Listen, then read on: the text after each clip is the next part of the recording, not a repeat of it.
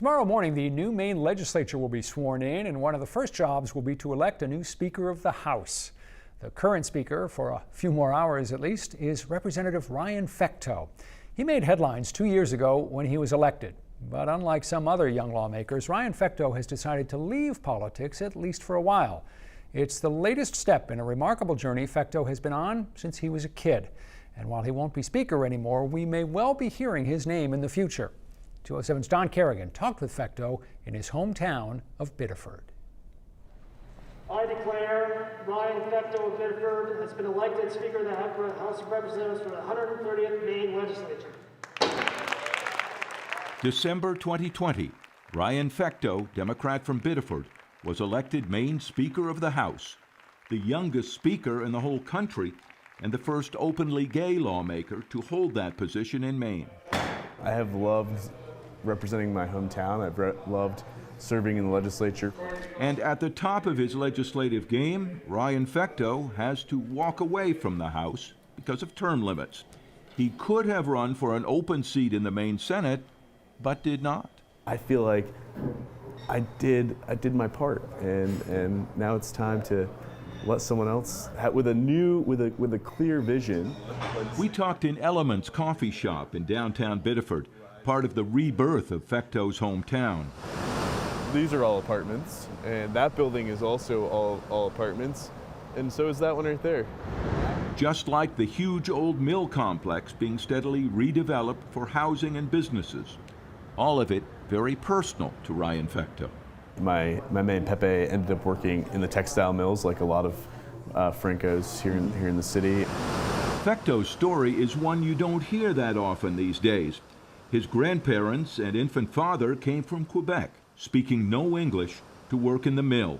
His mother, he says, did healthcare work.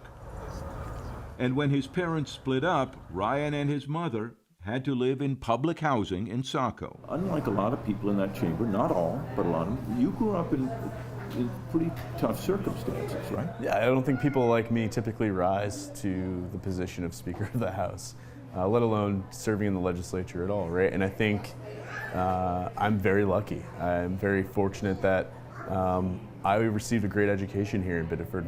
When he was in 6th grade, they moved to a house in Biddeford with his stepfather. Ryan graduated from Biddeford High and then Catholic University in Washington, the first in his family to go to college. And at age 22, he was elected to the Maine legislature. You ran for the legislature with no experience really other than being in college and summer jobs. Yeah, right? Yeah. I served on the Biddeford School Committee as a student representative during high school, so got a little taste of politics. He clearly had a drive to be involved and make changes, and has done all of that by age 30. But I feel like I represented more than just the Fecteau family or the Lebrecht family. My mom's remarried. I feel like I put Francos on the map to some degree. I think I put Biddeford on the map to some degree. The first speaker that comes from Biddeford, and while I'm the youngest speaker in the country right now and the first openly gay speaker, in many ways being the first speaker in over 200 years in this state's history from Biddeford, that's one of the things I'm most proud of.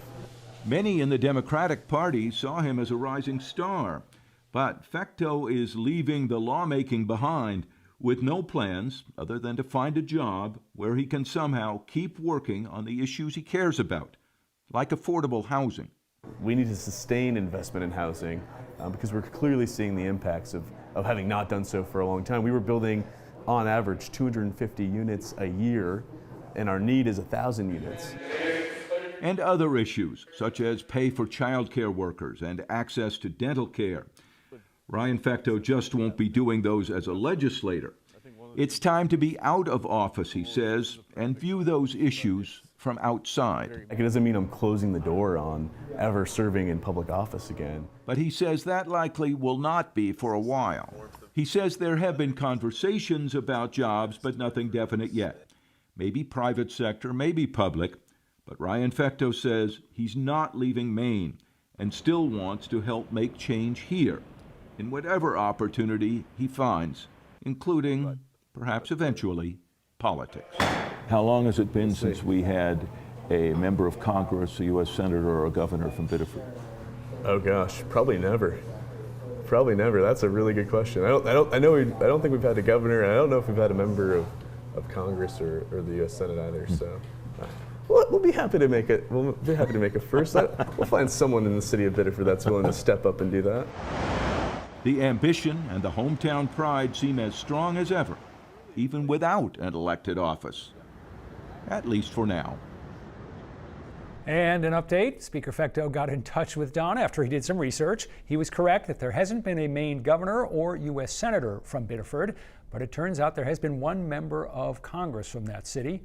That was in 1859 when Maine had 5 members of Congress, and one of them was Daniel Soames, who served 1 term in Congress and was also the first mayor of Biddeford.